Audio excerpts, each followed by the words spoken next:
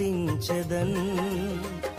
నిత్యము ఆయన కీర్తి నా నోట నుండున్. అంతా నా మేలుకే ఆరాధన యేసుకే, అంతా నా మంచికే. తన చిత్తమునకు తల వంచితే, తన చిత్తమునకు తల వంచితే ఆరాధన ఆపను, స్తుతించుట మానను. ఆరాధన ఆపను, స్తుతించుట మానను, స్తుతించుట మానను.